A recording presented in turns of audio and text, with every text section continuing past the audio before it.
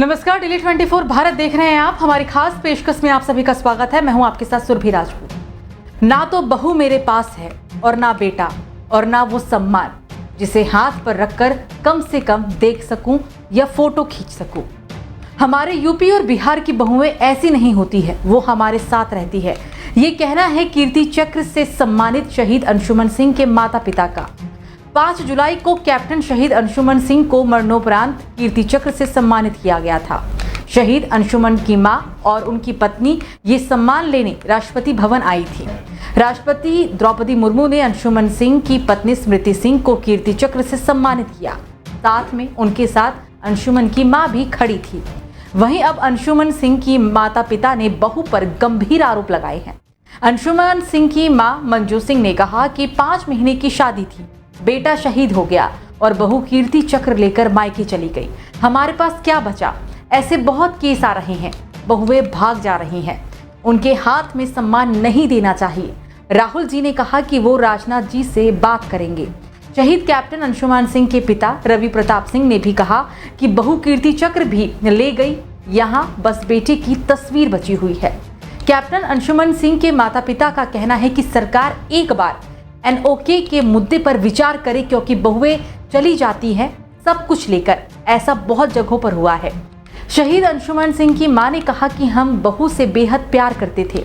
मेरी बहू बहुत सुंदर थी, बहुत अच्छी थी। मेरी बेटी और मेरी बहू नोएडा में एक साथ रहती थी। क्योंकि बहू को खाना बनाना या चाय बनाना नहीं आता था, इसलिए मैंने अपनी बेटी को बहू के साथ नोएडा में कर दिया था।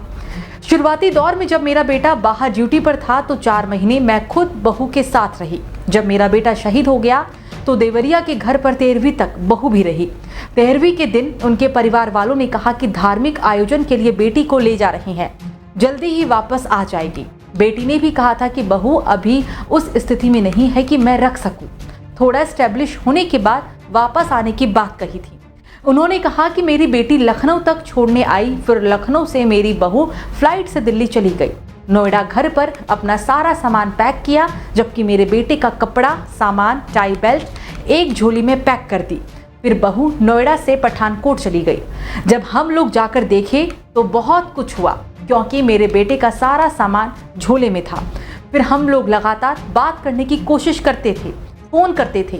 कई बार जब फोन करते थे तो बहू फोन उठाती थी, फिर थोड़ी देर बातचीत करने के बाद कह के फोन रख दिया करती थी।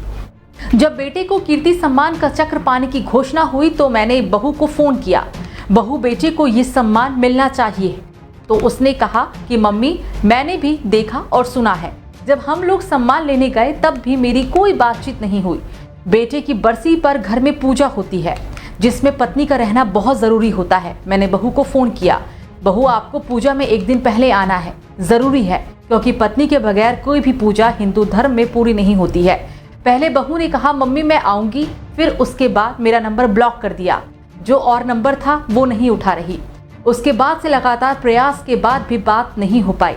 हम लोगों ने सोचा था कि बेटा शहीद हो गया, अभी शादी के 5 महीने हुए हैं तो बहू को दूसरी शादी करनी पड़ेगी। हम लोगों ने कहा भी था कि लेकिन ऐसे संबंध खत्म होगा, ये कभी भी हम लोगों ने नहीं सोचा था। हालांकि इस मामले पर जब शहीद अंशुमन सिंह की पत्नी स्मृति सिंह से कुछ पत्रकारों ने सवाल किया तो उन्होंने कहा कि मुझे अभी इस पर कोई भी जानकारी नहीं है, जैसी जिसकी सोच होगी वो वैसा ही कहेगा। मुझे इस पर कोई भी आपत्ति नहीं है, फिलहाल मैं बाहर आई हूँ। आपको बता दें कि शहीद अंशुमन की पत्नी स्मृति पेशे से इंजीनियर है और उनके पेरेंट्स स्कूल के प्रिंसिपल हैं। स्मृति के पिता राजेश सैनी ने भी इस मामले पर कुछ भी कहने से साफ साफ मना कर दिया है। हम आपको बताते हैं अब कि आखिर क्या होता है NOK, जिसके तहत ये सम्मान शहीद के परिवार वालों को दिया जाता है।